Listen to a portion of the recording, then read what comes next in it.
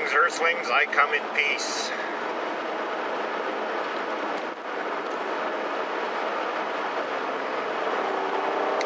Just checking the road, brake check. Road's good. It's looking slightly different colored than our highway. A little wetter, shinier. So there was a couple questions out there. One of them I'm going to answer, one of them I haven't decided yet, so I'll do the first one now, obviously, because I am going to answer it. That was put out by Anthony, H.O.Motorsports, asking where I live and pros and cons and what I like about it, and holy crap, it's getting warm in here. And if I would move elsewhere, where would I move?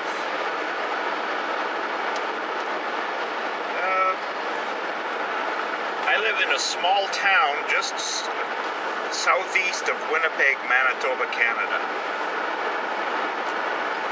Small enough that, it's not quite small enough that if you blink you'll miss it, but if you blink twice or rub your eyes for a few seconds you'd miss it. So it's actually grown quite a bit when we moved there. I lived in Winnipeg my whole life until we moved out to where we are now, about 17, 18 years ago. And so I'm going to talk in general about in and around the Winnipeg area and the small town together, because I kind of lump them all. This to me is like being in a small neighborhood of Winnipeg, because we're only a 15-minute drive from town anyway. So, things I like about Winnipeg.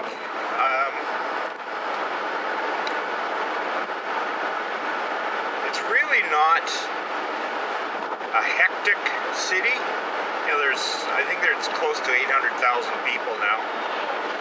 And it's not like the bigger areas like Montreal, Toronto, or some of the bigger cities like the ones in the States where things are absolutely insane and there's traffic all the time. There isn't. It still has that bit of a small city feeling. And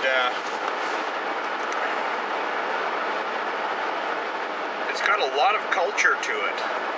In fact, one of the largest cultural parties in the world, and it's world renowned, happens every August, July and August in Winnipeg. It's called Folklorama.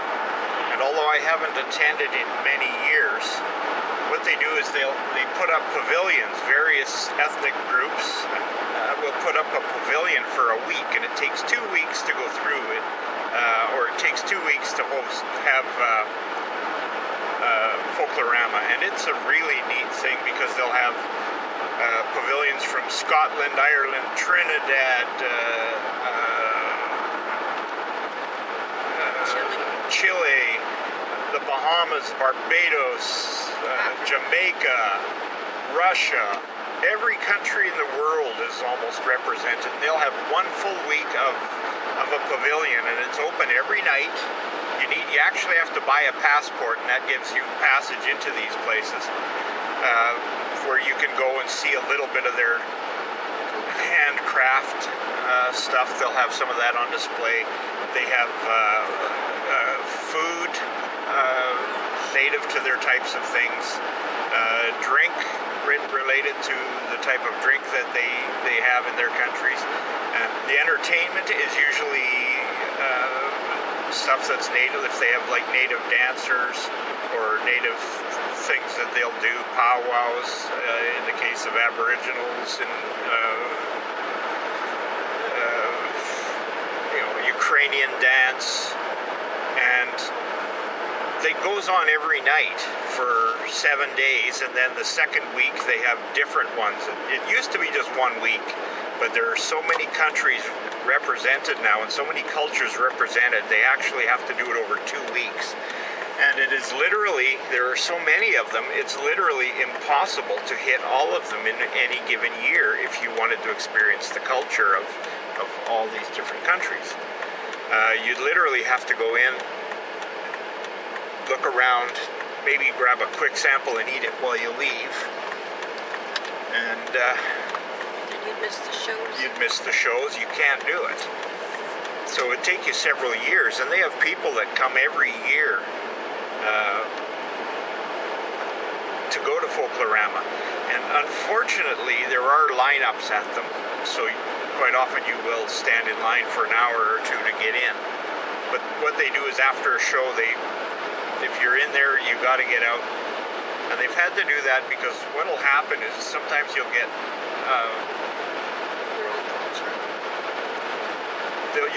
a person that are the local people or the people that were from that country, and it's a little bit of home, so they just want to go there and sit there and have meals and drink and meet other friends, and they just tie up the whole place. Well, that's not the intent. If they, to give them a little place to go to visit home when they're homesick, it's to show other people their cultures and everything. So that goes on, and they started a new thing last year, actually, where they do have a fast way into the pavilions.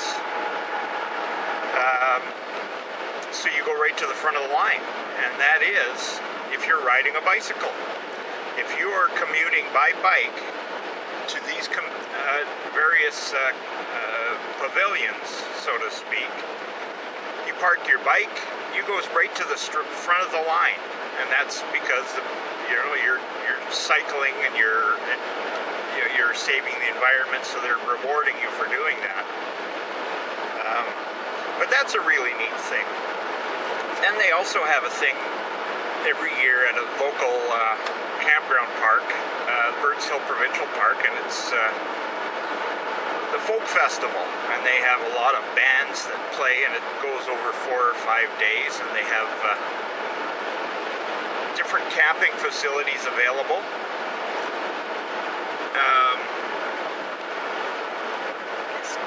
And what they have is family camping areas. They have liquor and liquor-free camping areas, and it's just a big 5-day party with different kinds of music: country, rock, jazz, everything, every type of music. And they've got little stages set up all over this park, and this park is hundreds and hundreds of acres. I haven't been to that because, well, I just never made it there. But people that go tend to go back year after year. And that park is within about a 20-minute drive of Winnipeg as well. So it's nice and close. And we have a lot of history here pertaining to the fur trade and the development of Western Canada. Manitoba itself is a relatively young, compared to some of the states and some of the provinces in Canada. I guess we're about middle, for Canada anyway. Manitoba was formed in 1870, about 3 years after Canada was formed as a country. So it's 148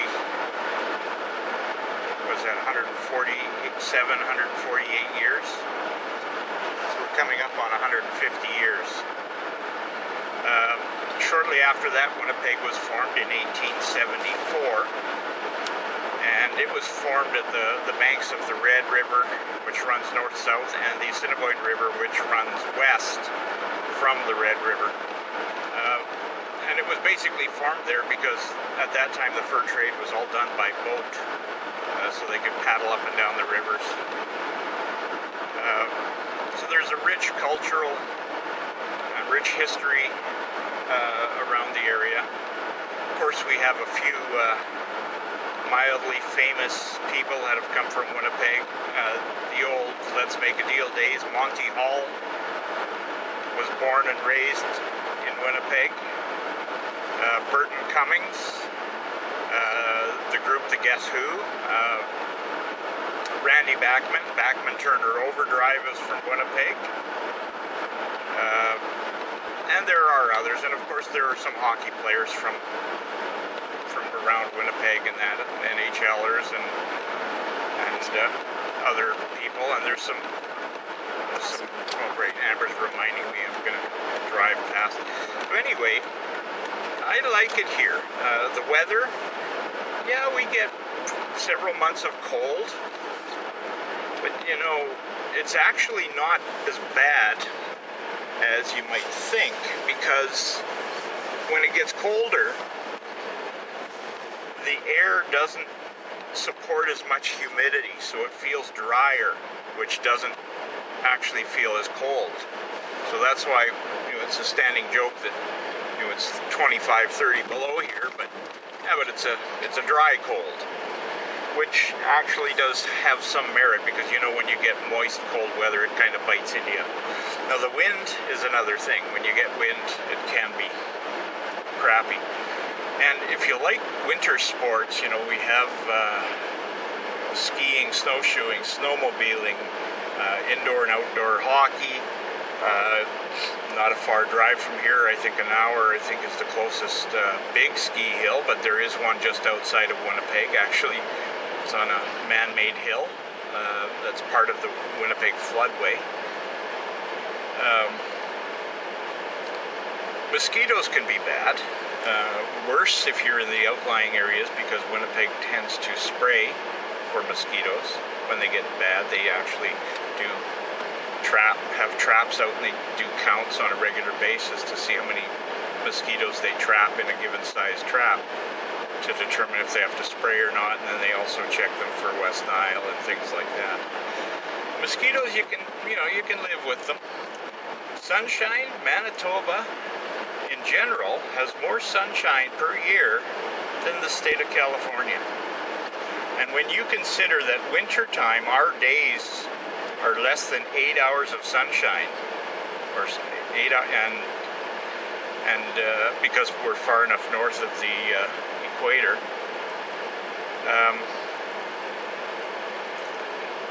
it's, you know, we do get a lot of sunshine here. It's really quite nice. We don't usually have a lot of bad weather for a long time. If we do, it's usually a heat wave or a cold snap. Or last year we had days and days of plus 30s, and you know, we don't climatize to that as easy as someone that lives in it every day. The cold, most of us adapt to it. Some of us, like myself, adapt a little easier, because I've always liked cold, even more so since I had been diagnosed with my MS, and that's because my nerves conduct, you know, think of it as wiring, and the nerves conduct their signals better in a cooler body. So once it gets warm, the nerves start acting up. So that's why I like the cold.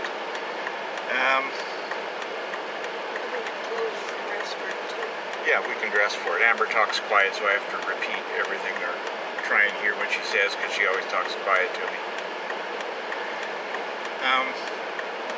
The clothes have gotten so much better, but I remember playing outside by the hour, summer or winter, and you know, you would build, when you get big snow drifts in your yard, which is not straight snowfall, but it blows up against buildings, and that creates thick drifts. And after they've sat for a few hours or a few days, they get hard enough that kids can walk on them. And because of that, what kids can also do is they dig into them and dig forts and tunnels through the snow. And I remember as a kid having tunnels that reached across the width of my parents' backyard, which was approximately 55 feet. So I would say 40 to 50 foot long tunnels in through the snow. And once you made them, as long as you maintained the openings, you were fine. You could play with them, and when you got in there, it wasn't that cold compared to what it was like outside, because you're out of the wind, and it kind of sheltered you quite well. And sometimes you'd cut intersecting tunnels and things like that. But as a kid, that was a lot of fun. And of course, you always had to make sure you knew what you're doing, because they would collapse if you weren't careful, and kids have been killed in snow tunnels. But I had learned real early, how to do it.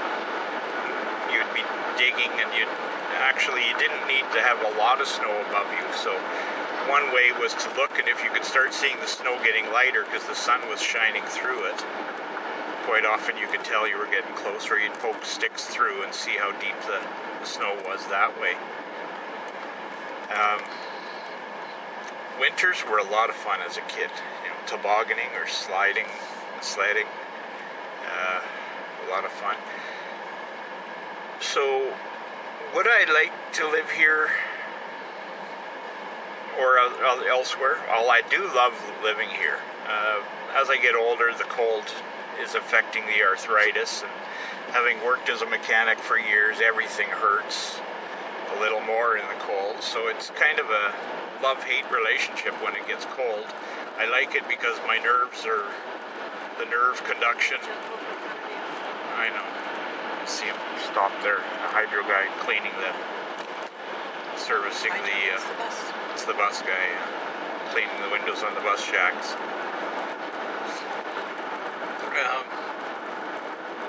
I like the cold because my nerves don't start misfiring proper, causing my hands to do things and causing me to walk wobbly like I'm drunk.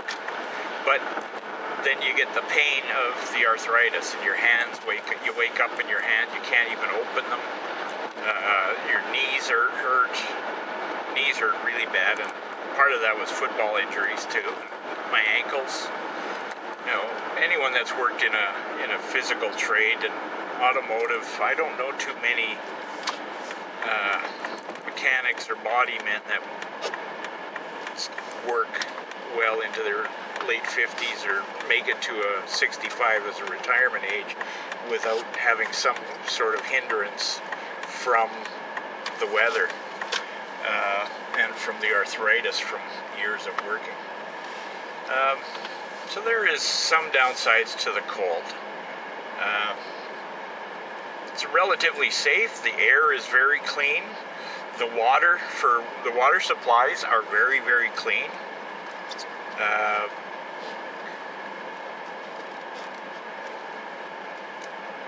Taxes are good for where we live. Our taxes are a little bit lower than the city. I'll touch about that maybe on another video, what it costs to live here. Let this guy turn the corner before I block him.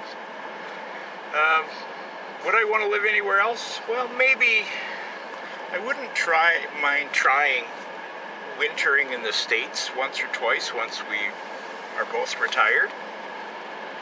Maybe just more so to travel than to live. Is there someone there?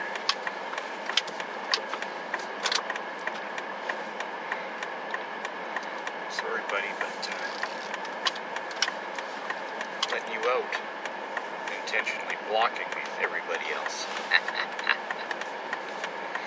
So, no, I don't think I'd rather live somewhere else. Although Winnipeg is having its problems with gangs and murders, other than that, it's really a good place to live.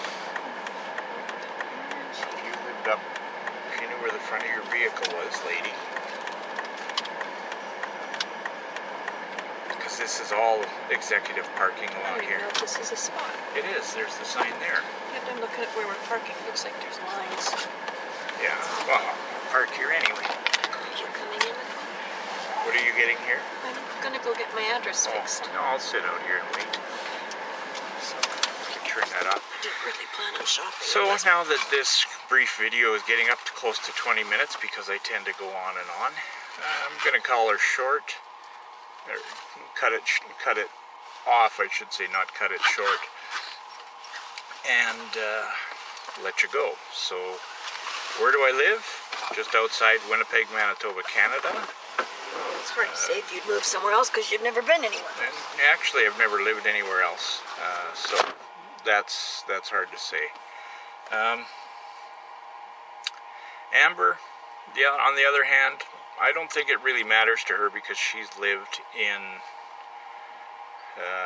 Manitoba Alberta, BC, Germany. I think they lived in Italy for a while. Her dad was a instrument technician for the Canadian Air Force for his career, so she spent time at various places and moved a lot, whereas I'm just living in the fourth house I've ever lived in. So if I counted where I lived and how long I lived in my first house, from birth to age 6, the next one from age 6 to age 23 or 24, that was the house my mom still lives in. And then our first house we lived in from 24, 25 until I was 35, so 10 years, and then about 18 years where we are now. So basically 3 of the 4 places we're in Winnipeg, 1 is just outside. Love it. Don't think I'd want to live anywhere else. It's, you can always dress for the weather, and you always have clean air, clean water. Great place to visit too. When people come here, they do tend to fall in love with coming here. And we do have a movie industry here. This is, I think, outside of right now, outside of Vancouver, this is the biggest place for filming movies. Toronto, they film a lot of TV series, but they've filmed several movies here. The hockey movie Goon was filmed here. Not that that was anything great. And the goalie in that one actually was the goalie that plays for Brad and Kyle. Richard Gere's Shall We Dance? What was it? K-19 Widowmaker with Harrison Ford, the one about the German sub.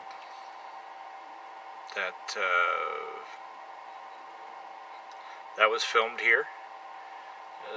We do have quite a film industry as well. So great place to live. Be nice if you guys could visit sometime. I'm sure some of you in your travels may have been here already. But here I'll go rambling again. So this time I'm shutting it off for sure. Take it easy and have a good one.